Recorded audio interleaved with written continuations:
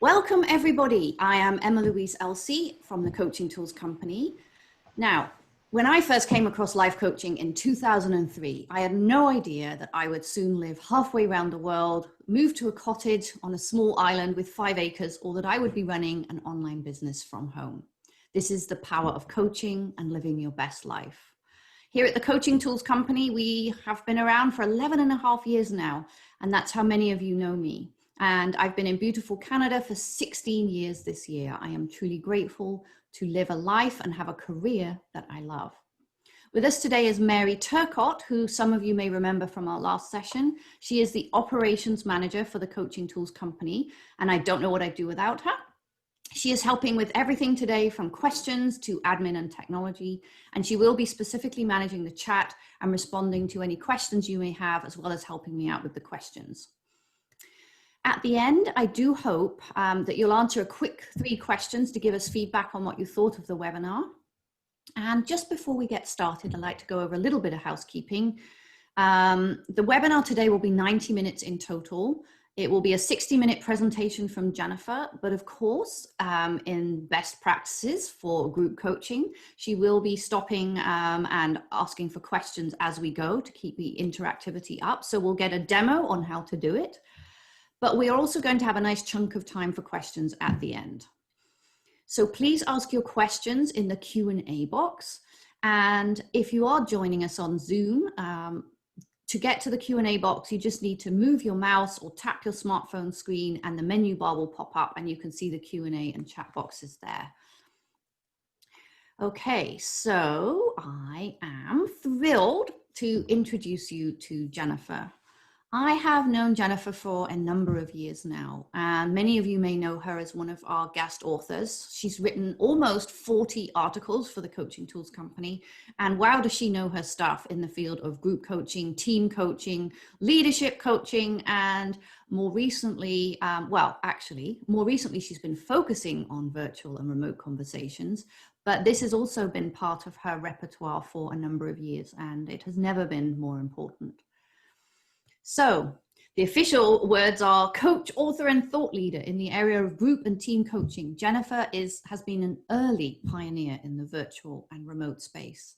Since the early 1990s, she has led teams and programming online, first actually in the international humanitarian sector, and later through her company Potentials Realized, which is an award-winning coaching skills training company. Since 2004, her focus has been on virtual programming with a coach approach. And most days you will find Jen leading a myriad of virtual programs, from remote team development to virtual retreats for business owners to group coaching programs leveraging journaling. She is the author of 5 books, not self-published, published books, Effective Group Coaching, From One to Many, Best Practices for Team and Group Coaching, the Effective Virtual Conversations, that was 2017, and Coaching Business Builder and the Plan, Do, Track Workbook and Planner for Virtual and Remote Professionals, which was 2019. But the Effective Group Coaching is the Group Coaching Bible.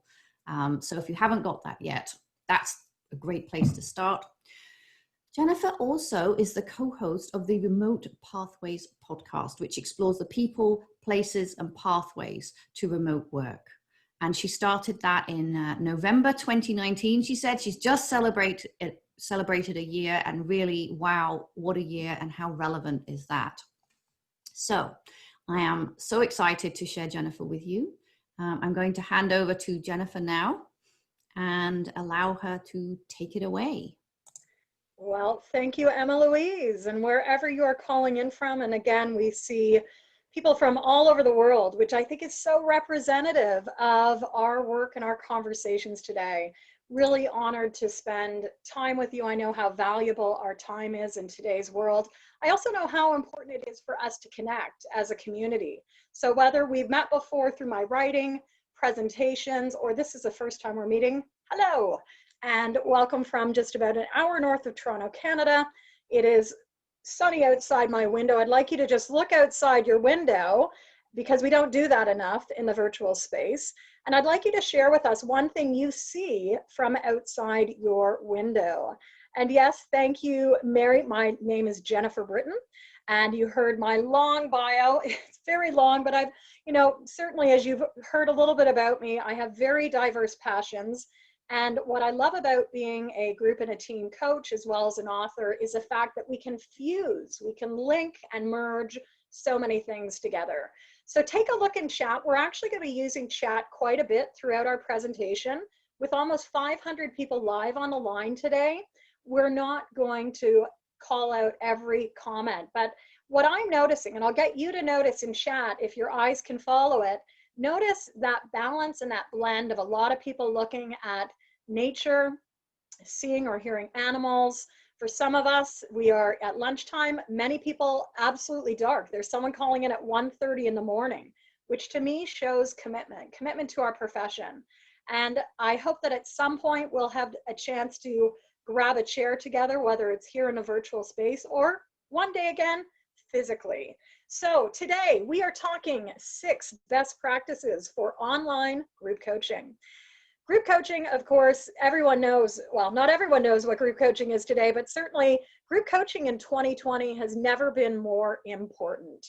When I started out as a young coach back in 2002, I was still a leader with the United Nations. I actually came to coaching because I wanted more tools to use with my team. As you heard from Emma Louise, I was a remote leader since the early 1990s, connecting with my teams either across one country or 10 countries using long-range radios, i.e. think those old MASH style radios, or visiting them about once, twice, or even 3 times a year.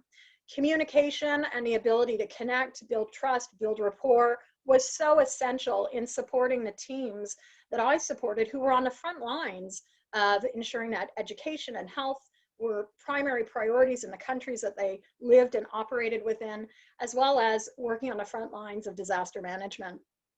I came to coaching because my life took a pivot in 2003, actually, and I woke up one morning with an eye infection that totally got out of control, in part because I had spent my years traveling from location to location. As you can see, I still have my eye, but I cannot see well out of one eye.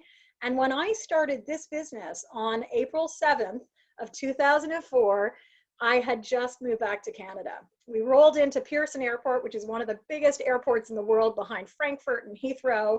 And there was I with my partner. He is from the Caribbean. We were like, do we go to Canada? I said, well, you know what? Like, we can't keep living here. The cost of living is too much. Let's go to Canada and see if we enjoy it. That was April Fool's Day of 2004. And I said, either, we're fooling the universe or the universe will fool us. And here I am, 17 years later, almost. I've had the privilege of working with thousands of coaches in the last 17 years, either through speaking, training, hands-on mentoring, really passionate about this topic. And I do hope that today, as we dip into it, it's going to give you some ideas, some things that you could be thinking about adjusting and tweaking for your own clients. Because what is wonderful about the area of group coaching is that no conversation is the same. And part of our world of work is about anchoring it in best practices that are going to be tempered by and looked at through the lens of our clients. So I'm glad to see that we've got some Trinis in the room. Hello, it's good to see you. Wherever you are, like South Africa, Stockholm, look at this. Our focus today is really 6 main areas. I'm taking a very broad area of coaching, distilling it down just into some highlights. And not only as an author, but as a coach practitioner, I want you to be thinking about how can you actually put this into practice in the next couple of weeks. We know that in coaching is a skill that atrophies. In short, if we don't use it, we lose it. And so it's really important that we are having ongoing conversations, one-on-one, with groups, with teams. Certainly our focus today is about group coaching. So we're going to look at 2 essential elements in 3 main areas. So we're going to first look at 2 main essential elements which differentiate what group coaching is, especially if you are working in the virtual or online space. And what you'll find is I'm going to use the term virtual. Some of you may use the term more online. In the last couple of months, I've been really intrigued because my new writing is coming out in 2021 around virtual, remote, and online entrepreneurship. Stay tuned for those. But I've been doing a lot of listening to like, what is the language we're using in this space? I still use the word virtual. I spent yesterday in 2 conferences, actually. I was part of the world's largest remote work conference called Running Remote. At the Remote Pathways podcast, my podcast that I co-host, we were one of the community sponsors. And there were thousands of professionals there. Long story short, why I share this is because the language around where we're having conversations was very much virtual. For those of us in the entrepreneurial space, we often refer to our programs as online. I'm, offering an online group coaching program, or I'm developing an online academy for business owners, et cetera, et cetera. So really think through what you want to be calling your words and calling your work.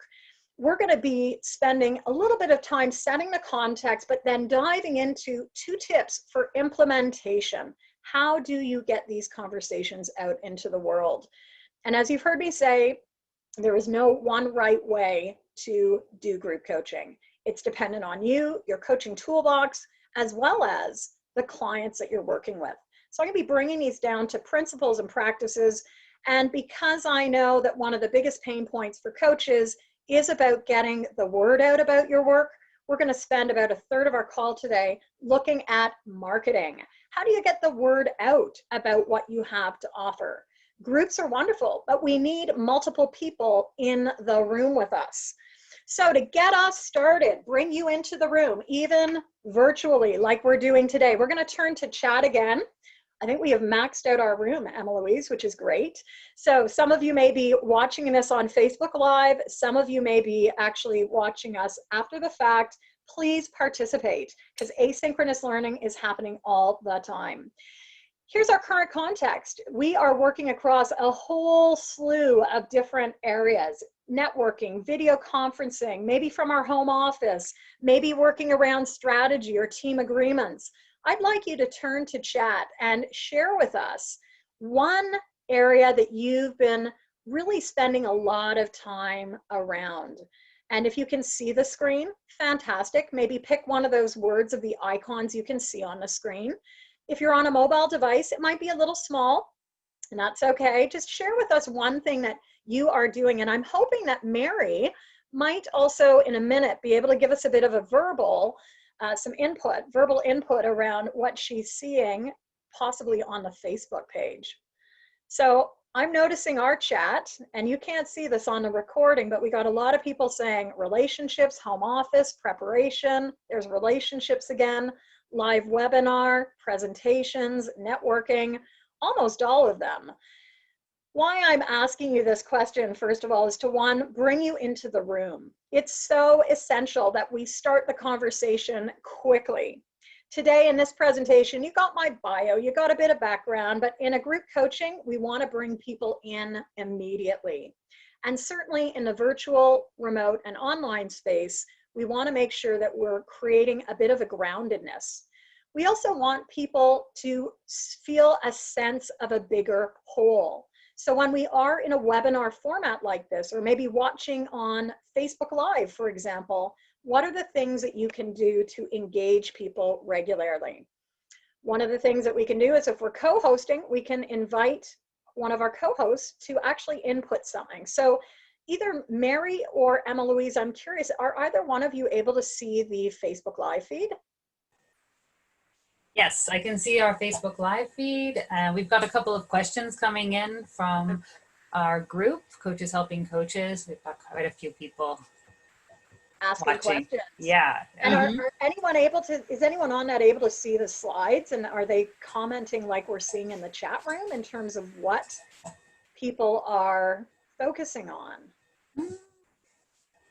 And I see a question of Lamia. Lamia, hello, could we have the slides? Yes. I'll talk to Emma Louise about that. So I'm sure that's a common question. Mary, what are we seeing on Facebook Live? For the moment, we've just got a couple of questions, and yeah. Do you want to hear one of them? You know what, we're going to reserve those, but are there any common themes coming up in the Facebook Live around what people are looking at? Because here's a question we always want to be asking. what do you notice about what's common across our group? There's 500 people here on Zoom. I can't tell how many people on Facebook, but probably a handful. And so what are some of the common themes? I'd like people to know, what is a common theme you see in this work? Okay, so what's a common theme you see from what we have just asked you to comment on? Let us know. I see someone said it's relationships. Some of you are seeing, the email, but building relationships. And with any group, we want to help them really look at both the individuality of each group member, but also create a bit of a shared experience, right? Now that people really understand how to work remote to a greater extent than we did, say, 8-9 months ago, what is key is building the sense of community, of team, of identity. And So as you know, with my background, yeah. So Jennifer, I think what you're saying is, when we're running a presentation ourselves, if we were running a presentation and we want to make the group feel more involved, that we look at the chat and not only do we read out what we see people commenting on, but we encourage the group who are listening to notice those commonalities with each other to build a sense of community. I think that's what you're saying. That is absolutely what you're saying. So you're going to actually see in our presentation 2 layers of learning. You're going to have an experience as a learner yourself. And then what I love that Emma Louise has done is she's jumped in to also add that second layer. I hear or I see that this is possible then when you're working as a group coach or a group facilitator, right? So we're not going to have time to get into the nuance today of what's the difference between coaching, training, facilitating. In fact, I think I did a presentation last year for Coaching Tools Company, and we touched on that. Today, we're really talking about group coaching, building it from our coaching competencies, from that deep levels of trust in order to help people move to their goals that are self-defined by the learner or the participant in a way that is quicker, faster, better, according to their world, according to their space. So Emma Louise, before I keep going into the next one, anything you want to mention there? Anything else you want to layer on? I think I'm good. It's fascinating to see how many different ways people are using the online space. And I think the COVID crisis has really created that point where that's all we have. And it's just exploded the number of different ways. And it's wonderful to see how people are using the online space. Absolutely. And again, we could do like the whole online. We're really zooming into like one little piece of the online world, which is group coaching. So I'd love again to ask a different question. What does group coaching look like for you? Because on a learner's level, we want to ask people to think about, what is the mental model I'm bringing to this conversation already? All of you have some level of experience, whether with group coaching or groups. What does it look like in your world, whether you are running group coaching or whether you've been a group coaching participant? I'd love for you to share what it looks like for you. And we're going to build on that. So we see people like Linda who says, I'm coaching with 12 people who are my target client. For Alexandra, I picture my baseball teams coach. Other people are doing team coaching, so building team awareness. And I will just make this light distinction right now. We're not going to dig into the depth of it. But, group coaching and team coaching are considered 2 different sub-disciplines of the coaching profession. In group coaching, it's much more similar to what we're doing with a few corollaries. So again, people are coming together, typically in the online space, from all different backgrounds, all different geographies, for a shared interest. In team coaching, we have people coming together for a shared purpose. They're part of an organization or a grouping with a purpose, i.e., we are here to move this business forward. We are part of a community and we're moving the community forward. In group coaching, we actually have a lot more diversity that happens. So just scroll through the chat as I'm talking, and a reminder that you can save your chat at any time with clicking the 3 dots here on chat in Zoom. But notice we've got people, it looks to me like at all sizes. Small group coaching, 16 to 18 or less, with one-on-one offering, leveraging expertise to learn and grow together with the guidance of a coach. Here's a few things to keep in mind. If you're a credentialed coach, your group size needs to be 15 people or less. in order to be considered a coaching group. And I think this is a really important one in the online space right now. Right now, everything is being called group coaching, but a lot of times it's actually group mentoring or group training. When we're coaching, who needs to drive and shape the process? The client. Whose goals are being focused on? The client. Who's driving the bus in terms of shaping even the types of questions we ask? The group needs to do that. And so it's really important, I think, as a community of coaches, that we do become discerning with what are we doing. From an ICF, International Coach Federation, if you're not familiar with that acronym, ICF many years ago set the bar at 15, not 50, but 15 people or less is the group size for a coach really to coach. As you heard Emma Louise mention, I wrote the world's first book on group coaching a decade ago. It came out 10 years ago this December. And as Wiley and I worked together to get that book out in the world, very much it was about how do we define this industry? How do we define the subdiscipline? And it's not just me defining it, it's based on tens of thousands of hours of conversation. I came to coaching, as you heard, as a trainer and as a facilitator, and group coaching is distinct from those. We build onto it, but we are not facilitating 100% of the time when we're coaching. And a big piece that feeds in here is the group size. So really think about what is going to create the trust and intimacy needed to really have a deep dive into those vulnerable, important conversations of the moment. And it can take like a number of forms. So I'm so glad that you have that. And I see a comment from Dennis. What did she call the other two that was not group coaching? So Dennis, I mentioned, group facilitation and training, right? So an online course isn't necessarily group coaching, especially if we're giving a lot of content. Group coaching is all about creating with the group in front of you. And there may be a learning component. There might be micro learning that you do before the group comes together, but the coaching conversation is the coaching conversation.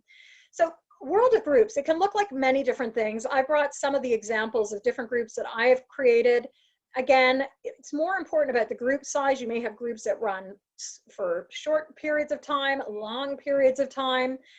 So many of you have met me through Group Coaching Essentials. We celebrate 15 years at the start of next year. It is an ICF CCE approved coach training program. And I've had the privilege of training thousands of coaches in the last 15 years through that program.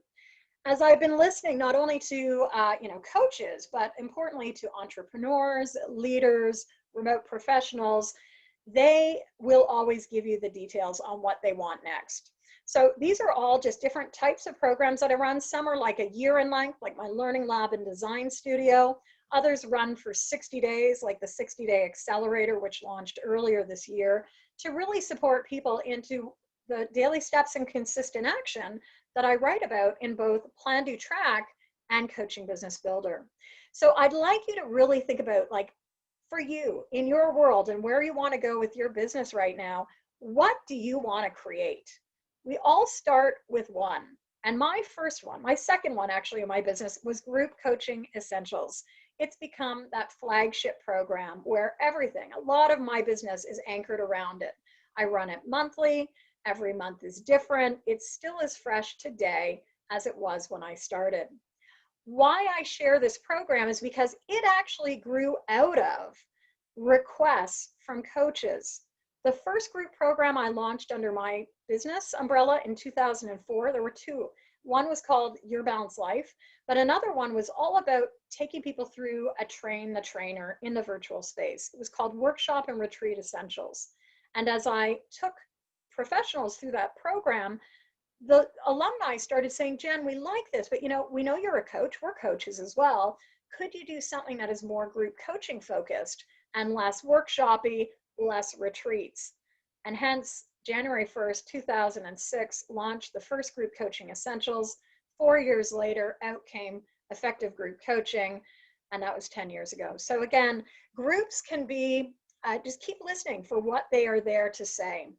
We are in a really unique moment in time. and virtual has been my world for 3 decades now in different formats. It really is now today all about the digital delivery. It's about making sure that teams and groups are connected. We want to engage people regularly. So you've seen with me, turn to chat. We don't have annotation. If it was a smaller group, we'd be using annotation and whiteboards. We need to be very strong on process. So as much as I said, group coaching is different than team coaching, teamwork workshops, and also group facilitation.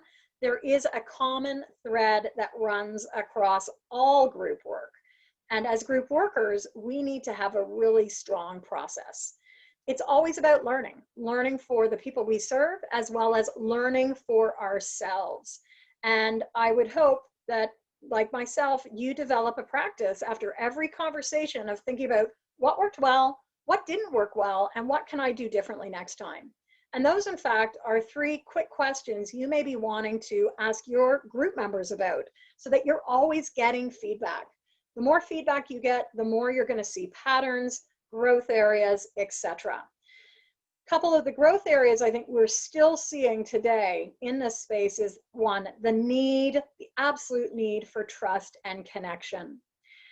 Never have we in humanity needed human connection more than now, 8, 9 months, even 10 months into a global pandemic.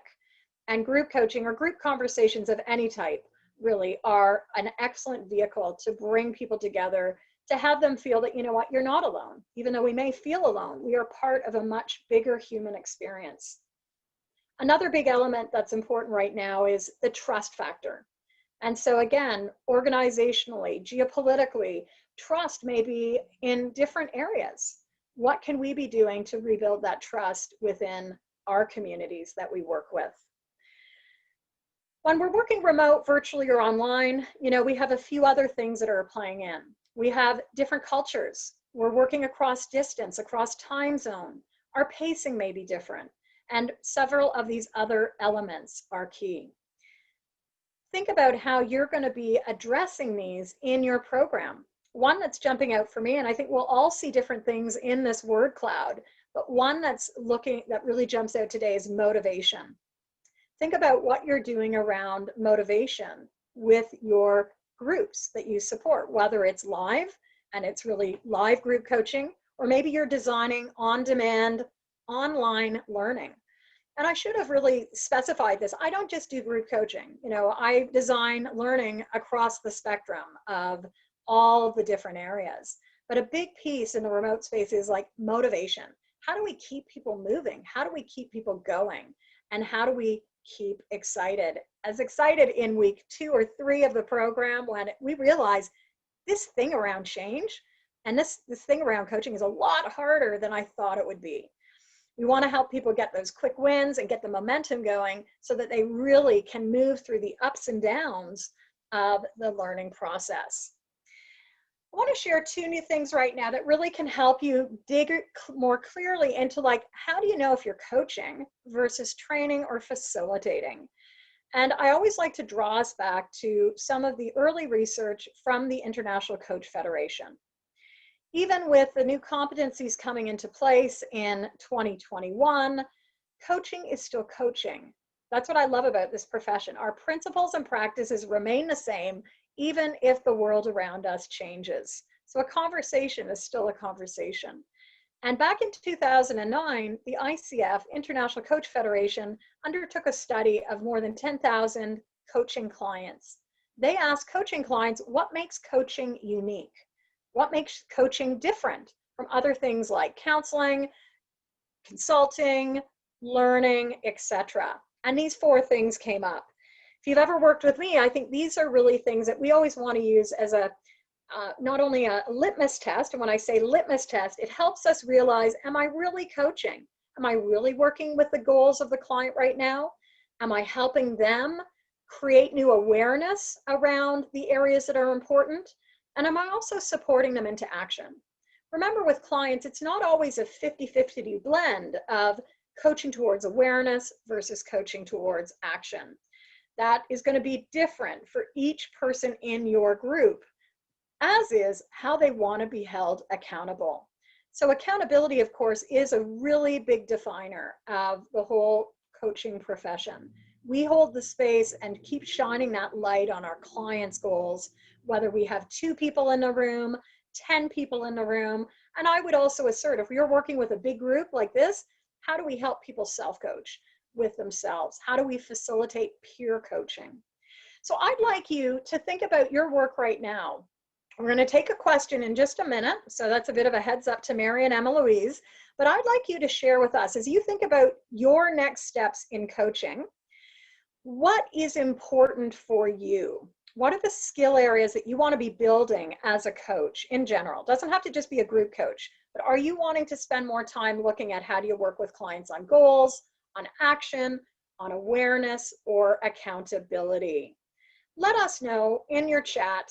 Again, we're going to see a wide variety of ideas coming forward. And while you're typing in, I think we're just going to take a question. If there are any urgent questions that really need to be addressed right now. Emma Louise.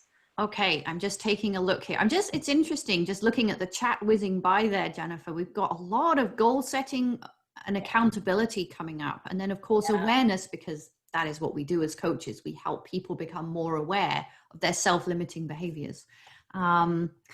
So I'm just checking out if there's anything urgent here. And I'll just say, while you're looking at that, Emma Louise, again, there's no right answer here, right? And I think this is an area that we can be reflecting on as we go, also in the one-on-one conversation.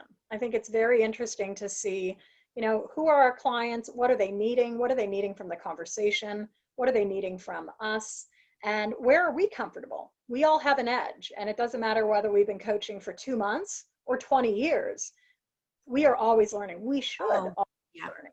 I think if we're not learning as coaches, we're not doing our jobs, because when we learn, it's our vulnerability, and that's how we understand the client's perspective more. If we're not being vulnerable, we can't help how can the client be vulnerable if we're not learning and growing? So, so I'm just looking at the sort of general theme of the questions. And I think one of the things people sometimes struggle a little bit is, how do we set objectives in a group?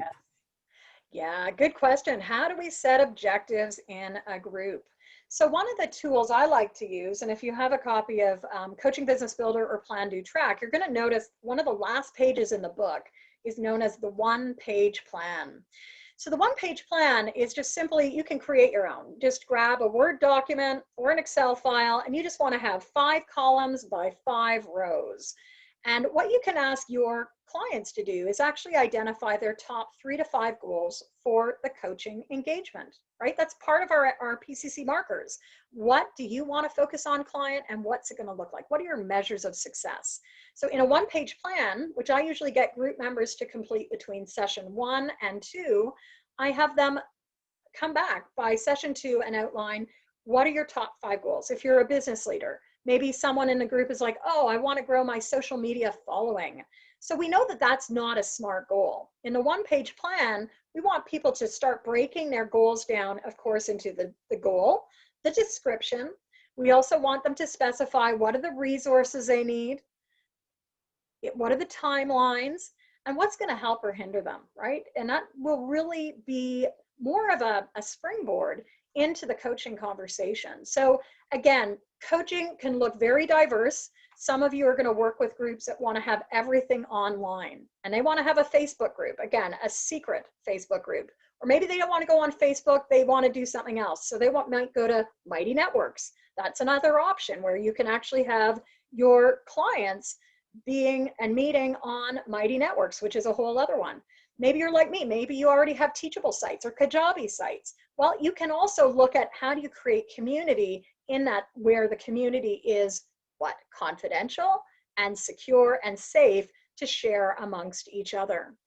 Get them to share those one-page plans before they come back into the room, because in the virtual space, it's really hard to fit everything into that time you have together. Again, what we know from research is the average group coaching conversation is usually, not always, but usually between 60 and 90 minutes. Again, as group coaching continues to evolve, there are coaches who are doing sprints. I have groups that really, we only meet for 30 minutes, but we meet a Monday and a Friday, and it really is a sprint type conversation. We're still leveraging off those goals, helping them gain awareness around the deeper waters. And I'll just go to this. Deeper waters here being, what are their mindsets? What are their habits? What are the perspectives they're in around issues? What about the assumptions they're making around those topics, or their beliefs or values? Coaching really happens below the waterline. And if any of you have a copy of Coaching Business Builder or Plan, Do, Track, you'll know that this is part of my body of work.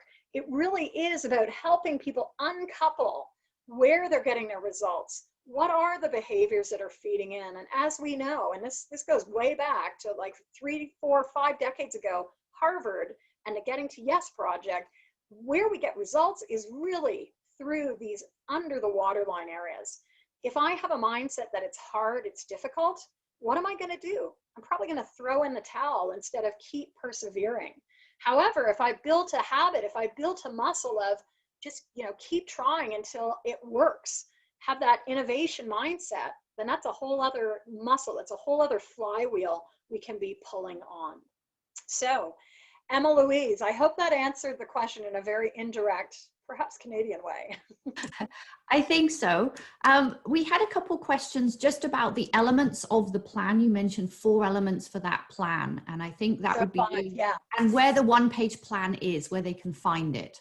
Yeah, where they can find it. So first of all, here are the 5 elements. I should have brought it into today's presentation. Here's where you can find it. If you have a copy of Plan, Do, Track, Coaching Business Builder, which you may not have a copy of, you can pick these up though on Amazon. You can pick up digital copies at our website. But at the back, you will find the one-page plan. So rather than muddy the waters, first column is goal. Second column is description. What's the description of this? Third column, key timelines. When are you going to get that goal done? Fourth column, resources. Who, what, where do you need in order to make this happen? And the 5th one is enablers or derailers. I would suggest just create one of these in a Word document, right? Make it your own.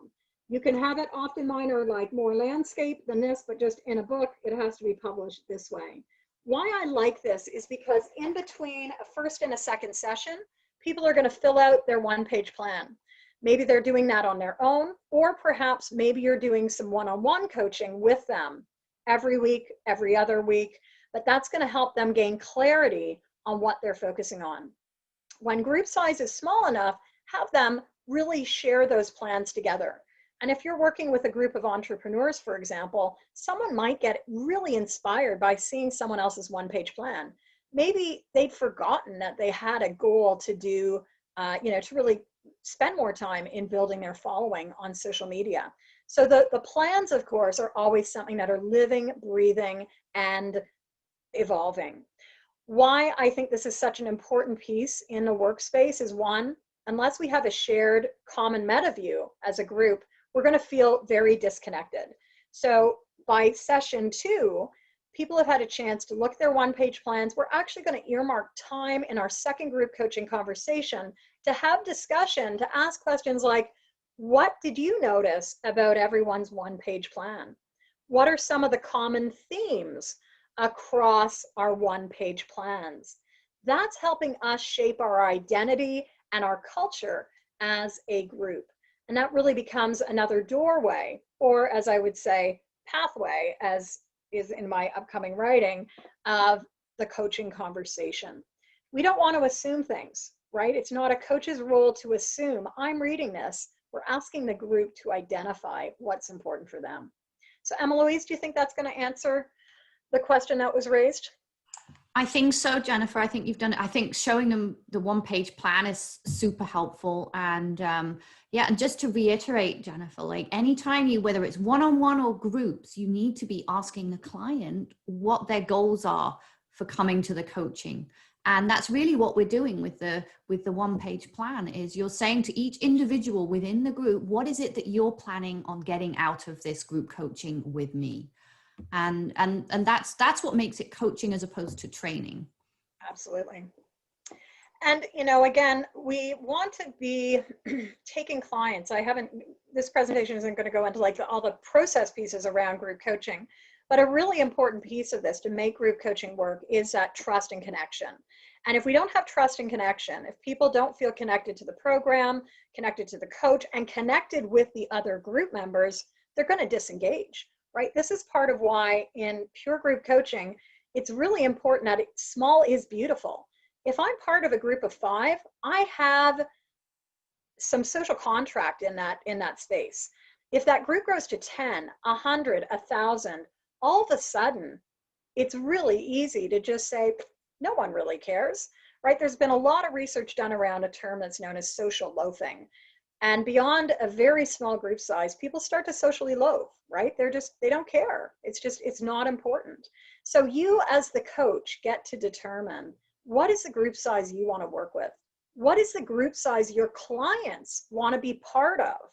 There really is a huge variance in the world. Not everyone wants to be part of a 1,000-person group, right? Some people want to like show up and be known and be seen and be heard. And yet for others, that's not what they want. So we do want to keep asking, what is it that we want to explore? So we've got a poll for you. I've been showing this slide. I call it the iceberg. It really is, it is the doorway into coaching. We're getting into the mindsets, the habits, the perspectives, assumptions, beliefs, and values. I think we've got Mary, who might be able to launch a poll for us. Correct, Mary? Yeah, I'll launch it right now. So we're going to do a poll, and here's the question, which areas below the waterline of this waterline here are important for you to explore? If you're not on Zoom, you won't see the poll showing up, correct? But we would love you to insert. I'm going to go back on Facebook and after today, and I will go and look through. I'm really intrigued to see, but let's see what you see as the important areas for yourself and your clients to explore. Is it doing more work perhaps around mindsets, around habits, around perspectives, around assumptions, beliefs, or values? And I have a feeling, is that enabled, Miss Mary? Yeah, the poll is running. I can see it. Maybe you cannot see Jennifer, it. as a host and as panelist, we can't answer the poll. So that. Okay, fantastic. Yes. Okay, that's what I was like. Pretty sure that that is working, but just wanted to check. And some of you are responding in Yep, chat. I've got some people answering in the chat, and I must admit, I looked at that list and I'm like, I can't pick one. Yeah, Oh. just pick one. Pick one. Again, right? Like we can really only ever focus on one thing. And that's very ironic I say it, because I'm a woman who loves just like multiple projects, multiple things on the go. It's how I'm wired, because again, my professional training working for organizations and in industries like the United Nations every day brought something new. I have a real yearning and need for learning, challenge, growth. I can never do the same thing in one day. So look at all these ideas that are coming in. I'm going to leave it up to you, Mary, to indicate, you can close the poll when you'd like and share the results. All right, I'm going to close it now. We've got about 77% have already voted in the poll. That's pretty so good on a group now. of 500. It's actually That's really good. So mindset comes out on top and with beliefs just behind. Okay, so mindsets, is there a percentage around the people? Yeah, you got 28% go for mindsets and 26% for beliefs right now. Ooh, and who is below that? What is below that? Then we've got values at 16%, assumptions at 13%, habits at 10%, and perspectives at 7%. Isn't that interesting? I'll get you to run that through one more time, or I'll give a voice around it because I can see it now. So mindsets number 1, 28%, then beliefs, 26%. Then we next go down at 16% is values, then assumptions at 13%, habits at 10%, and perspectives at 7%. Depending on how long you've been coaching, it might be like, oh my goodness, well, how do I coach around that, right? That's a whole other conversation, but rest assured that most coaching models will have multiple ways, multiple processes, multiple questions to help you start exploring these areas. So Emma Louise, are there any future additions or resources that you can think of that people might be able to dip into if they're intrigued on how do I coach around these below the waterline issues? That might be a big question. So I would say there's probably good resources over at Coaching Tools Company, correct? for mindset. I think certainly that's a key area. That's, Emily, does anything come to mind around these areas for you? Sorry, I think I was on mute. I said journaling just because journaling is such an open tool. You can really use journaling for anything. And something I would often do with clients was if something came up in session or if something came up in the group, I would just give them a question, offer them a question to take away and journal around and bring that back to the next session, especially if it was a topic we didn't get deeply into, but I could tell there was a lot of interest around. So just giving people a question to answer in their journals is very powerful. But most of our tools at the Coaching Tools Company are intended to raise awareness around what people think and their habits and how they look at things and grow their values and really connect with their values. So, I mean, this is coaching. This is the richness of coaching. This is the heart of coaching. And I hope that that's really helping you get a better sense of what this can look like. At the baseline as well is building trust and connection. And so back in 2017, and EVC, as I like to call it, Effective Virtual Conversations, I wrote, it's when we have the trust, connection, and safety present that we're able to move into the most important conversations for the moment. Really, in creating safety, we want to make sure that people are connected. We want to use that language and word choice and approaches which are appropriate. We also want to make sure that we're using the right platform for the right context, right? I do see often in the online space dipping into, some pretty big areas where there's no chance for people to have a synchronous conversation, right? Like a webinar is great, and is that the place we're going to go into the deep, deep waters of change and impact, etc.? Maybe or maybe not. Personally, I would want to have a follow-up conversation where we could have a dialogue, dia meaning two-way conversation. Within, before you move on that, right, just to clarify, when you're talking about right platform, you mean using the right online tools to delve into the right kind of issues. So delving into something super deep and personal in a webinar with 150 people is not really the best way. So is that what you're meaning there? That I'd really encourage you to think about what is the right platform for the right conversation. And again, as business owners, we need to be ready for whatever comes as a result of what we create. And so I think, if a lot of people say, oh, well, I asked a question and there was no response. Well, have you spent time building trust and connection? Because if I just ask you, like, what's your biggest fear? And we've just met and you've never been asked that question before, are you going to respond? It's bad enough to ask that kind of question without connection in one-on-one coaching, but imagine being asked that question in a group. Yes. In front of people you don't know. So it's not just building the trust, and it's building trust and connection between the audience members, but also they need to trust you, that you have their back. So I love that. Yeah. And they have to trust themselves, right? And as we know, it's a process. It's a staircase, and we can move up and down the staircase. So how are we doing, and what are we doing intentionally to create that safety? It may also be providing support materials like job aids, discussion guides, journaling we talked about, prompts, and then also getting people, and I think this is a really important one for the virtual spaces, like connecting to the real world, right? And I say real world only that, we live in our Zoom bubble all day. I don't know about you, but it's, 2 o'clock in the afternoon.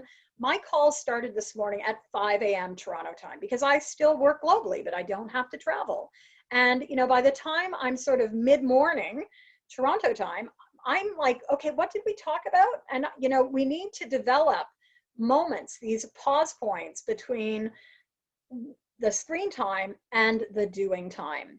In the current competency base, which will be retired in a few months, there's a wonderful sub-competency of do it now. It's under designing actions, if anyone wants to look it up, which is one of the competencies. And do it now gets us to actually work with the client in the moment to do something now. This is so important in the virtual space where many people are finding it challenging to move from screen to analog, screen to analog. And when I say analog, that's not just hard copy, but it's like our context area as well. So think about always creating, whether it's a micro pause, and a micro pause might even be 2 minutes at the end of a call or during a call for people to think about, now what? Now, what are you going to do? take 30 seconds to write it down in whatever way you like to capture information, digitally or analog. Capture that so that when you leave the screen and you leave this Zoom room, you're ready for what we talked about. You've captured it, because we are moving from Zoom room to Teams room to Zoom room, back to WebEx all day long. And for most people, conversations are just merging. In safety as well, which is a precondition, we've got to make sure that we're also creating inclusivity, right? And technology can really get in the way here. And this is where, how are we using different strategies and tools and approaches to bring the different voices into the room? The downside of large webinars like this is you've got chat and you've got chat. We can't use annotation, we can't use breakout. And so it really becomes more of a one-way passage of information. Think about in your group coaching rooms, which are much smaller and hopefully much more highly interactive. If you're experiencing an energy lull in a group, send people to breakout. People most often always come back with a big smile on their face. People don't want to be talked to. We're tired. We've been in this world full time. Even for those of us that have worked virtually for years, like, enough is enough. We want to engage. So use the tools available, and those will help to build trust and safety. And again, your tools available, it is your annotation where you can actually write on the screen. It may be using polls. You saw what polls were like for us. And definitely, if you can, using breakouts. We want to hear from everyone. And in building that connection, we want to make sure also that people are streaming where they can. We may even do pre-calls. You would know from my writing, really, I think an essential best practice of group coaching is a pre-call with each participant. Some people might say, but wait, that takes so much time. Build it into your pricing, build it into your workflow. That's an essential element of signaling to each group member, here's what you're stepping into. With coaching being, so varied these days, it's wonderful, but it also means that our clients are coming with many, many different understandings of what coaching is and what coaching is not. And so a pre-call, a verbal conversation, not just something sent by writing, but a conversation is going to help you, one, hear their expectations for this experience, and also allow you to share your expectations of what they can, what they may experience together. As you heard from Emma Louise, it really is about the client shaping the experience. Jennifer? Yeah.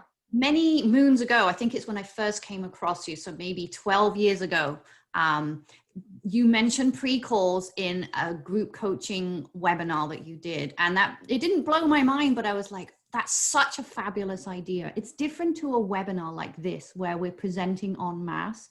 But if you're doing group coaching, especially online, it could even just be a little 15-minute chat with each person to set the scene, but you also begin to build trust. And that was, but it's just funny, that was such an important learning for me 12 years ago in my very first session with you, the value of a pre-call to set the scene and bring people on board. I love that, Emma Louise, because again, like, think about what is going to get retained by people. And I think this issue of like the high touch, high trust is essential because, I've been working in online learning for several decades. I was at the world's first, online learning conference back before 2000. And, everyone's doing it, but we want to have and create programming that stands out. It needs to stand out. In fact, one of my micro brands that I've been working under in the last half a year, it's a whole body of work called Stand Out Virtually. And a big piece of this is you've got to have connection, you've got to have trust, you've got to create the safety so people can step into like their dreams, their challenges, their opportunities. And a lot of this just goes to the basics, right? Building trust. How do we build trust? How do we build trust virtually? And so for those that have a copy of Effective Virtual Conversations, again, chapter 2 goes right into like the deeper waters of building trust and connection. You don't have to just go out and buy a book though. If you Google my name, you're going to see years of writing, right? I'm a longtime blogger. You have several blogs to choose from. You can go to groupcoaching.blogspot.com, all about group coaching issues. You can head on over to the Teams 365 blog, which is a daily blog I've hosted since 2014. And I talk about trust, safety, connection. Every Monday, I have an Effective Virtual Conversations tip. So that's over at my main company site, potentialsrealized.com. This year over at effectivevirtualconversations.com, I also did a daily reading series from the author. So as the pandemic was unfolding, I was asking myself, how can I be of service?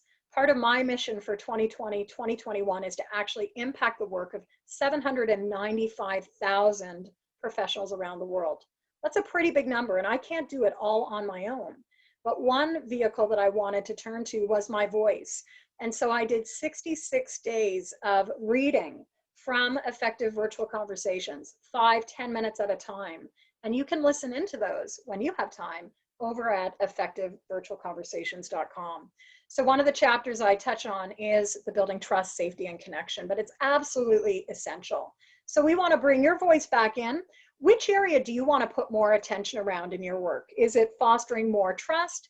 Is it fostering more safety? Or is it creating more connection in your groups? Please take a moment, and if you're here in Zoom, you'll see the poll come up from Mary in just a minute. If you're on Facebook Live, let us know, is it trust, safety, or connection?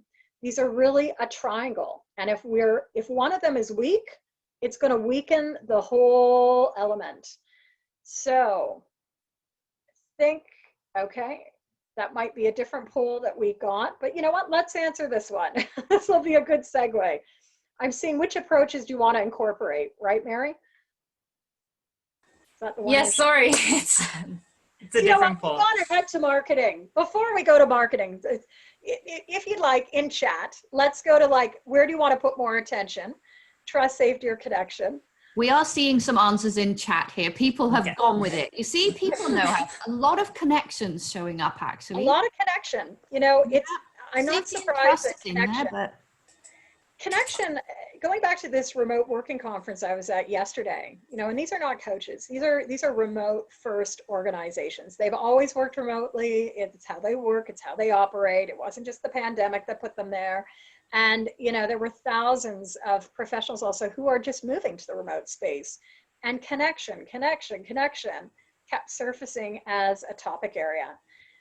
Tuesday, Wednesday, I was also part of our national learning and development conference here in Canada under the Institute for Performance and Learning. And again, I was talking on virtual, but what was important? It was connection along with trust. And also safety, right? How do we signal this in the remote space? Emma Louise, anything that you want to add? I think we're good. You know, connection, I think, especially with the pandemic, we're all stuck at home. Connection has so come to the fore. And actually here, Natalie says, if you build connection, trust and safety emerge from it. They do, they follow. So we really want to move from like the more frenetic, what I termed, you know, it's 3.5 years ago, which seems like ages ago, death by conference call of the blah, blah, blah, blah, blah, where we have multiple devices going on. We want to show up in conversations like Joe, the team leader, who is also one of the characters in Effective Virtual Conversations. We want to bring people together, connect them in with each other, because the power of the group is the power of, you know, all. And we can do that by making sure that we're using visuals, right? You've seen me do a couple of things in this conversation. We had the icons up front.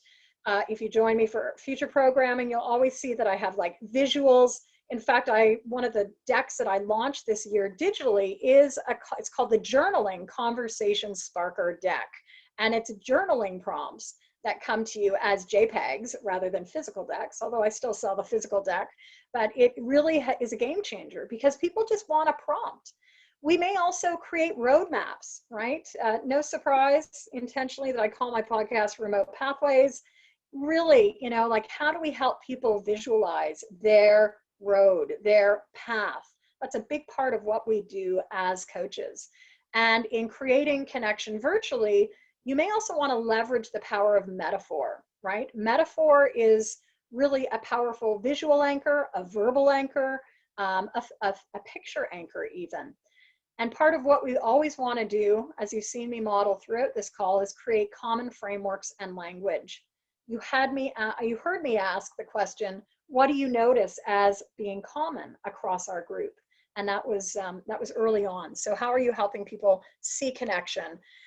We may have roadmaps. These are just a few real-time roadmaps that I use in different programming. So the one that you see on the bottom right is actually the roadmap of the 5-week virtual facilitation essentials. I've spent a lot of time this year doing virtual train-the-trainers for thousands of professionals and organizations, helping them upskill in the virtual and remote space, on whether they're on Zoom or Teams or WebEx.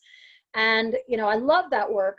And for years I had a very text dense slide, and I was like, this isn't exciting. So off I went to Adobe Stock, right? Adobe Stock is a great resource portal to get resourcing around graphics. You always want to make sure that you have a commercial license in your work. Don't just, you do not want to go down the road of, you know, stepping on anyone's intellectual property by any means. I'm not here to lecture, but I'm just saying, always, always make sure you have a commercial license. And like this presentation, I'm always happy to have people share my work, but it needs to be attributed, right? There's copyright, there's intellectual property law. So do the right thing, invest, make sure that you've got a budget in your, you know, 2021 around visuals, because visuals make the difference. And it's going to help people understand, where are we going? Are we going along a roadmap like the incubator roadmap that you see there, which is a program that I'm running right now, really helps business owners stand out virtually. You know, like, we're going to look at design, we're going to look at your marketing, your delivery, we're going to look at how that translates in all these different spaces. So someone had asked earlier, where do you go for more resources? I think I've touched on this, but you will see these in the slides. Of course, the effective virtual conversation tips every Monday over at the Teams 365 blog.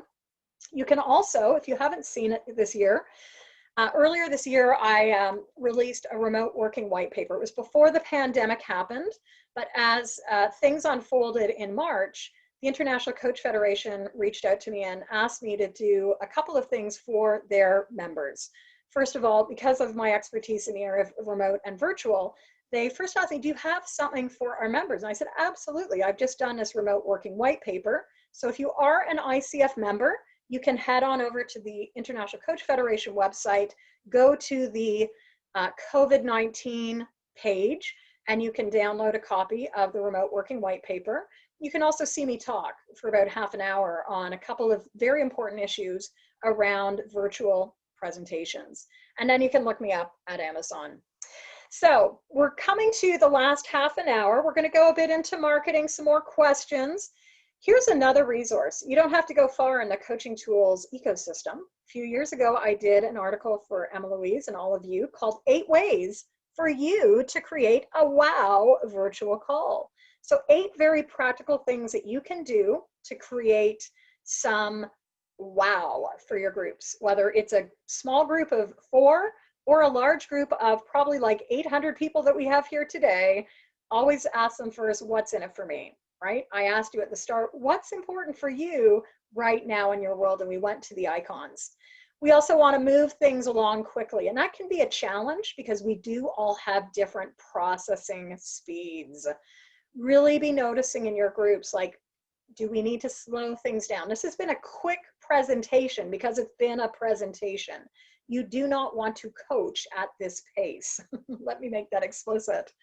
We actually want to incorporate a lot of silence, right? And actually my phone, and most times when I'm working throughout the day, will have those 30 to 60 minutes of silence where we're reflecting and writing and thinking, even before we say something. I also shared the importance of using breakouts or visual anchor points like those roadmaps. Pulse checks, and I have a quick pulse check coming up, and you're always creating real time, and we spoke to the do it now. So we're going to hear about this, but we want to be a great host. We want to be like Jane, and Jane is tech savvy. She works on her feet. She likes to build connection. She's probably well read. The more you read, I do believe in this field, the better we can coach, because we can't absorb it all. We want to make sure that we're comfortable with not being able to see. And for a lot of professionals, it's still uncomfortable in the remote space, just talking. Want to be optimistic, be a multitasker, and always pass it back to the group. So you'll have copies of these slides. For those that are doing more teamwork, you might want to really take a look at these 7 remote enablers. I've already spoken to the remote work white paper, which definitely goes into more depth. But in our work, we want to make sure that we are communicating, creating clarity, connection, culture, being consistent, and then leveraging the power of collaboration. So here's that pulse check. A couple of different icons. Maybe you've hit that 2:30 or mid-call slump and you're feeling a little like grr. Maybe you're still going well and you're loving this. So you have your, you have your heart emojis on, or maybe you've had to put your shades on because there's just too much in today's presentation. I'm the first to say, you know what? I'm all about ongoing learning. I'd love your feedback by sharing with us in chat. What emoji are you right now? I love this, Jennifer. It's so fun. We had a question earlier about what you meant by anchors, and then I heard you say visual anchors. So this is an example of a visual anchor to anchor people in, but it's also, I think also you meant by anchors, creating visuals that help people remember the content, but that also connect them to the webinar. So great visuals is what you meant by anchors. Yes, and a visual anchor. So instead of just having that dense text, we can still incorporate text, but how do you take people through a journey? So a few slides ago, I had those roadmaps, one at the top of the page and one at the bottom of the page. That would be a visual anchor to help people move through an experience. So there's lots of layers with anchors, but don't just show up, right? Like a lot of speakers will just show up, and that's fine, but you're also going to lose a wide variety of people. People are fatigued, and so it's easier, and our brain actually processes visuals much faster than spoken word. So I'm not trying to multitask here because I know I have one good eye. I just can't do it. Mary, can I bring Mary's voice in? Like, Mary, are you looking at chat? What do you see as some of the different emojis? Oh, I mean, of course, they're all happy faces, big smiles, a couple of shades. And yeah, people are very happy. Yeah, well, and if you're not, that's okay, because maybe there's a little bit of too much information, and know that, I think, Emma Louise, people can go back and listen to this again. Is this going to get housed somewhere? We are absolutely going to be sending out the recording. I think it'll come tomorrow. So watch for your inbox tomorrow morning for the recording, and you can see the slides again. You can pause. Yeah. So if you're feeling a little grr, like the second one on the second row, which I saw someone say, okay, right? Like, here's the thing that we need to get comfortable with groups, and I'll just name it because I hear coaches come to a supervisory call all the time saying, someone didn't like it. And that's okay, because in a group, we're all gonna like different things. We have to get okay with that as a group coach. We are here to serve the greater good. And this is where hybrid approaches of a group call, where we go wide and broad, along with one-on-one time, where we can get very individualized and very, into the deep waters that we all want to be in. The mix, the blend of those are so important. But in a group, we're not all group people, and that's okay. I didn't say this earlier, but a big part of implementation success is also making sure that we know if group coaching or group experiences are what people want. There are group people in the world, and there are one-on-one people. And I'd like you to just consider for yourself, like in the main, in general, what are you? Group coaching is not for everyone. And likewise, we will find different energy. I like one-on-one coaching, but I love groups. Where do I get energized? With groups. So do what you want, right? Like in 2020, we can do everything. And when I say we can do everything, we could do groups, we could do teams, we can do, one-on-one. When I started as a coach, I was told there is no thing called group coaching. And as you probably guessed, there's a bit of a renegade spirit in me. I'm always about like pushing the boundaries on anything, fusing things together, weaving them together. And certainly that's what we see today, that group coaching actually is like well received, well appreciated. And if you look around, people are like, oh yeah, you gotta have groups. I'm not saying you have to have groups. You wanna be very clear if you want to have groups. And if your clients want groups as well, there is a difference, and there's always a place. There's a place for all our different modalities in coaching. So Jennifer, sorry, Emma Louise. Just noting, I know what VAK is, but you talked about varying our approach. We've got a few questions about VAK. Yeah, so that's great. So segue, what you've seen across this presentation is we've done lots of different things. There have been a lot of those visual anchors. There haven't been any auditory anchors. So here's something we always need to be aware of. Auditory meaning music, like can you incorporate music?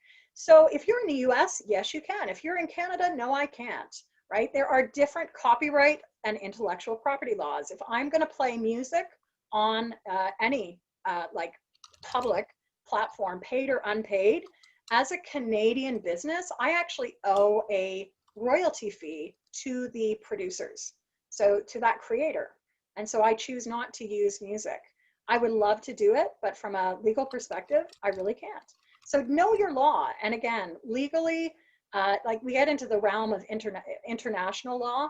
Again, I work for the UN, so I'm well versed as a layperson in this, but you want to be careful because the law is going to be changing around the world in terms of digitization, right? That's a whole other conversation, but we do want to make sure that we are doing what we can. And so auditory, you might actually, so that you're still not infringing on copyright or legal frameworks, you might create a playlist which people can download then onto their own device. That's a way around it where I'm not playing it, but you could enjoy it in your own individual appetite.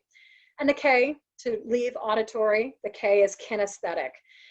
I would have loved to have had time today to speak a bit more to kinesthetic approaches. I think as coaches, you know, it is about our mind, our body, our spirit. Remember, I was an experiential educator first by training. And as an experiential educator, I used to take people through the wilderness in a provincial park just about an hour north of here. Even now today, as I near my half-century mark, I'm outside every day. Even though I don't like winter, I will still go outside because we learn so much when we can immerse ourselves in nature, when we can move, when we can actually do things. And the virtual space is not good for us. We need to incorporate as much kinesthetically safely as we can. So these are just some implementation tips. I know we've got lots of chat coming in. I want to make sure we move over for a little bit on marketing. And as you gear up for groups, really think about your best times of the day, of the month, of the year. And always remember that keep that gas pedal to the floor until your group is ready to start. Virtually, our windows are much shorter in terms of marketing. So market your programs right to the end and trust that there's value in any size group. I think we all have our own vision of like, how many people do I want to have in that group? And you might find that you've got like 25% enrollment of what you wanted to have. The beauty with virtual is your overhead is much less, right? You don't have to go out and rent a room. You don't have cancellation fees that will happen if you have to go and cancel. And so I would encourage you to think about what is the value in any size group, especially if you're starting off, or even for someone like me. I know there's always value in the groups that I work with. There's usually a reason why people are brought together that I don't see, they don't see at the onset, but we figure it out. It gets unearthed as we go. So filling your groups. Quick question, what's going to attract people or repel people? That's a great definition for marketing, and many marketers are using it. I don't know where it originated, but I love this notion of like, what's going to attract people to you and what's going to repel people to you. As I stepped into the coaching profession 18, 19 years ago, I was told you can coach anyone. And yes, I can probably coach anyone. I may not be the best coach for anyone or everyone. And so I'm not saying, and I want to be very clear, I'm not saying you have to have a niche or a niche, because if you look at my business, I am multi-niched. I have fought that idea for the lifetime of this business, and I will keep on fighting it because you know what? Businesses usually, $1 million businesses usually have 7 lines of revenue. May not be 7 lines of different clients you work with, but 7 lines of revenue. And so we want to be clear on like what's going to attract or repel people. Your being, your presence, the way you approach things are going to, you know, either say, yes, I want to work with you, or no, I don't. And this is another important part of that, that pre-call experience. You know, I've sort of been shocked this fall as everyone has really said, I'm an online learning expert. You know, some of the statistics in online learning are not very good. One that's been touted around this fall is like 97% of, courses are not being completed. Astronomical refund rates because people are not completing like asynchronous on-demand courses. And I look at my experience with clients, with thousands of clients over the last 17 years of a business. I've given 6 refunds, all gladly, to clients who've come to group coaching and who have asked for a refund. And I've gladly given it. Those 6 clients were people who were too busy to have a pre-call 15-minute one-on-one conversation. So think about, what you want to create as a coach, even in the virtual space. Your reputation will travel, right? The more you do things, the more things you do consistently, you're going to become whoever you are, whether you're known like me as the go-to on group coaching, or hey, that virtual gal. Really think about what you want to be doing. And with that, we have so many choices. The choices can be paralyzing, I think, for a lot of coaches. And I say that one of the reasons why I wrote Coaching Business Builder 2 years ago was because after years of working with entrepreneurs, including coaches, it's keeping our businesses moving, keeping ourselves focused is so critical. And we can't always find time or find resources to hire a coach. So Coaching Business Builder is a workbook planner, which really takes people through thinking about not only your marketing, but who you are and what you're wanting to create. And so we'd love, I think now we can launch our next poll. Maybe you are going to speak, maybe you're going to blog, maybe you're going to podcast, maybe you want to show up at like virtual networking. Actually, I went to a conference this last weekend all around virtual networking for 3 days, and I wasn't there the whole time. It was all about meeting new people. And actually, it's quite amazing because someone showed up at that big conference yesterday who I had met this weekend. You just don't know who you're going to meet, even half a world away. Maybe you're going to be like me, focusing on doing articles or product development or going out and doing lunch and learns, right? Virtual lunch and learns. Maybe you're thinking about going and reaching out to speak with or speak to associations who bring people together, like human resource associations, associations for travel professionals, associations for university professionals, etc., etc. And of course, there are lots and lots and lots of trade shows, conferences, virtual events. Getting your name out, small and big, is critical. We'd love to hear from you. What approaches are you wanting to incorporate as you step into 2021? Which one would you like to focus on? Let us know, please. That's a great list there, Jennifer. Yeah, go ahead, Emma-Louise. What are you thinking? Where do you want to focus next year, Emma-Louise? Well, I'm actually building Fierce Kindness, which is a B2C, so business to customer. I'm already blogging. I'm looking at getting into creating more video and creating a YouTube channel. So that, I guess, would be speaking and building more product for Fierce Kindness. But it's interesting, you've got a long list there. Some people have acknowledged that when you said there's so much to choose from. I think we need to pick, I think it's good to pick one and really go at it. But I think to be successful at marketing, I think we need to have like a few pillars, like 3 to 5 pillars of marketing, so that we have several ways in. And if for some reason Facebook stops working, we still have another 2 different ways that we're getting our name and our message out there. So, and it's hard because we have to learn how to do each one. It takes time and a lot of energy. Yeah. So here's one of the other themes. Like I've shared throughout this presentation, a couple of my goals that I had at the start of the year. One of my themes, and I write on this in CBB and Coaching Business Builder, I call it the 3 R's, right? It's in content creation, which is something I do as a writer. It's not just about cranking out the same content every day. It's about repurposing, republishing, and resyndicating, right? So repurpose, repackage, resyndicate, or repurpose, repackage, republish. And I'd really invite you to think about, what are you creating all the time, right? We're coaches and we're not content experts, yet marketing, for people to find us, often it's like, oh, I want to find someone who does this. Referrals are probably, and they're not on this list, referrals for coaches are really like a wonderful, wonderful, wonderful option. But as you're getting started, right? When I started my business, I had just moved back to this country. I had not lived here for 15 years. I was starting from zero, really, because again, I hadn't kept in touch. We didn't have the internet. So, speaking, if you want to go to speaking, how can you take those speaking engagements? Once you get really good at it and you start hearing all the questions people are asking time and time again, those can become blog posts. Maybe your blog posts then become rolled together and they become a longer article. And as you continue to go out and do networking and more speaking, you start hearing about the products that people want and will pay for.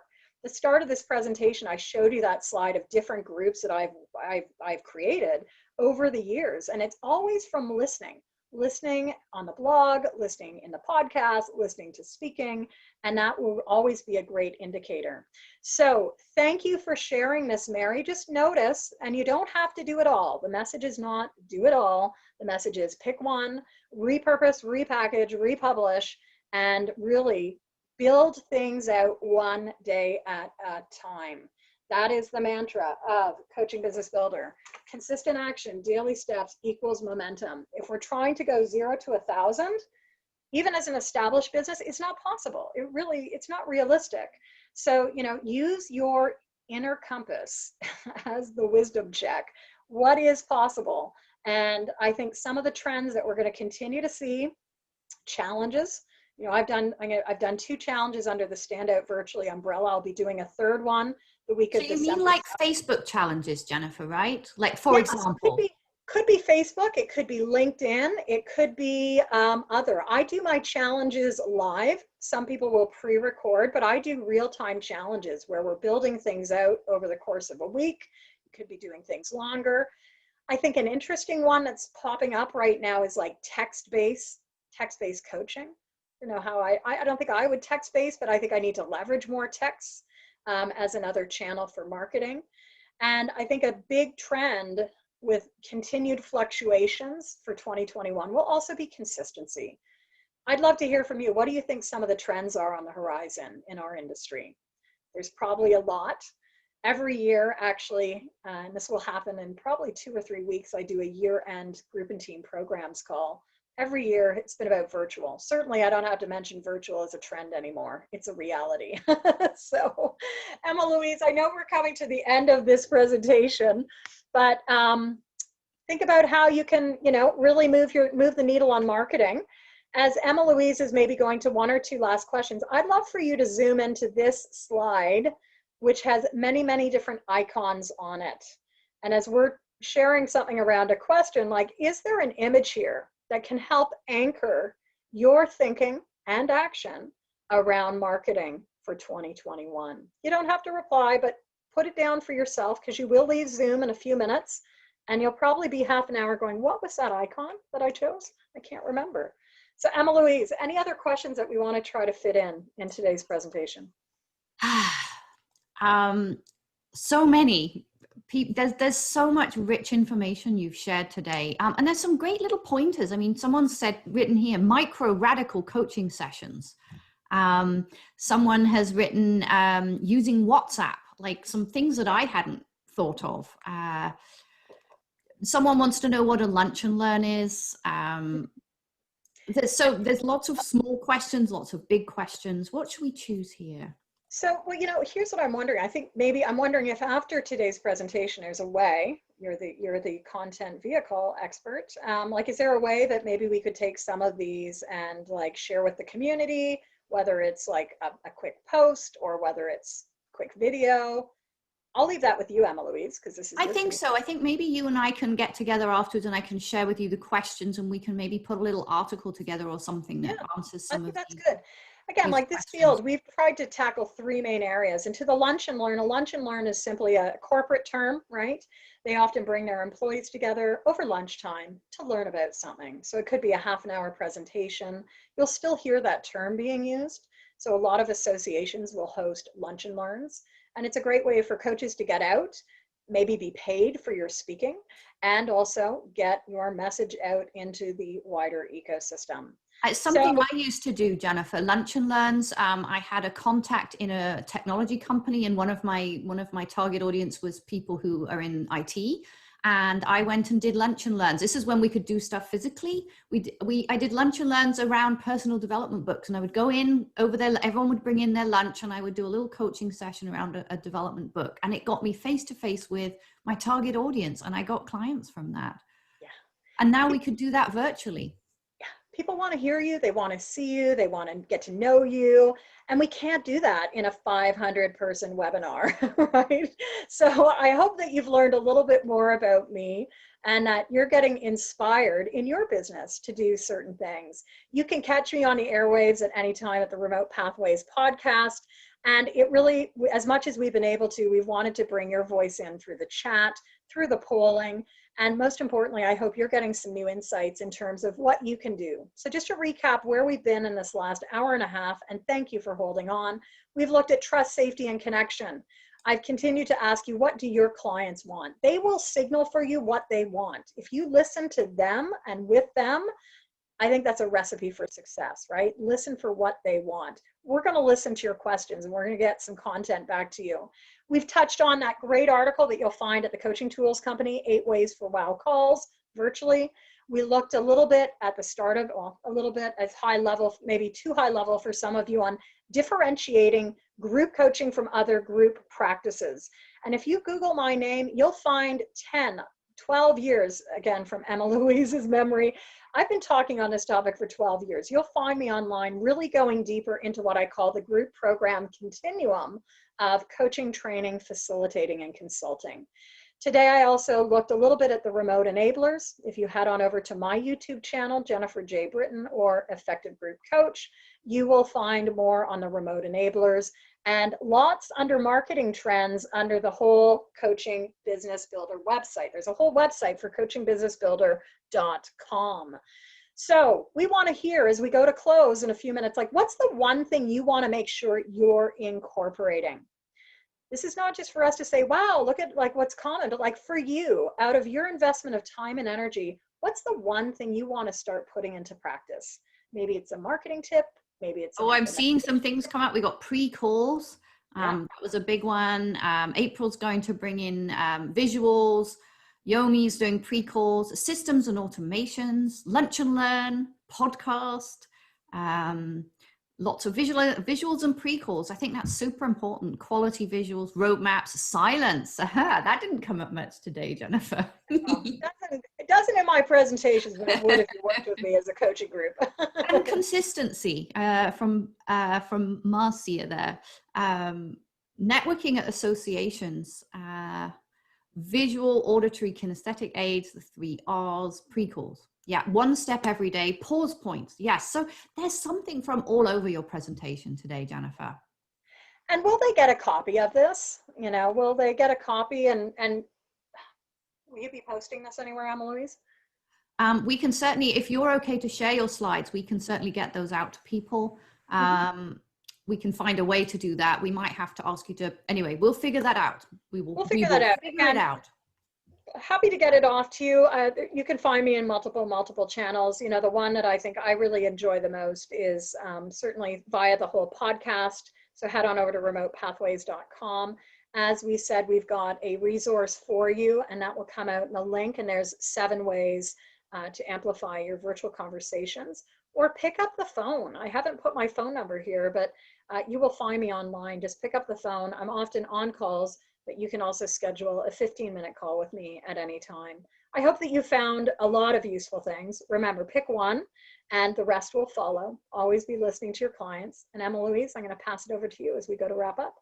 Wonderful. Thank you so much for your generosity with your time and your knowledge and your expertise today, Jennifer. You are a powerhouse, and the range of your knowledge, it blows my mind. Which is why I sometimes pause when you ask, you know, what questions are there? There were so many questions. It was really hard to know where to start. So I have a cheat. I'm going to put you on the spot here, Jennifer, but maybe we could find some time, not to do a presentation, but to do some kind of live webinar where people could just ask you questions, maybe as a follow-on. So you don't have to do any prep, but you could just show up for an hour. What do you think? I think that would be a lot of fun, and ask me anything. An AMA with Jen Britton. I love that. Yeah, so maybe we'll do that. So if you're interested in that, type yes in the chat if you're interested in that. Yeah, if you want to join me, ask your question live, real time. Yeah. Oh, look at all those yeses. Okay. Yes. Okay, So well, let's do Mary, that. Do you want to do it before the holidays? oh, might be a bit of a squeeze, but we'll see. We'll have a chat. Maybe if you hang on once we stop, Jennifer, or I'll give you a call. So That's just good. to wrap And up, everyone, thank you for joining us, whether it was morning, night, or evening. Really greatly appreciated. absolutely. You can learn more about Jennifer at groupcoachingessentials.ca. And we're going to put a link in the chat where you can get 7 ways to amplify your virtual conversation. So Mary, if you could put that in the chat, that would be fantastic. And we'll also put that in the recording when that goes out tomorrow. You will get a recording. We'll figure out a way to get you the slides. And a huge thank you, Jennifer. And a huge thank you to Mary, who's been slaving away in the background, managing everything and making everything run so smoothly. Please do stay briefly to answer the 3 quick questions to tell us what you thought, and have a great rest of your week. Wishing everyone happiness, health, a wonderful Thanksgiving, great holidays, and yeah, just stay safe. Take care, everyone. Be well. And thanks again for joining us. Okay, bye. Bye. Bye.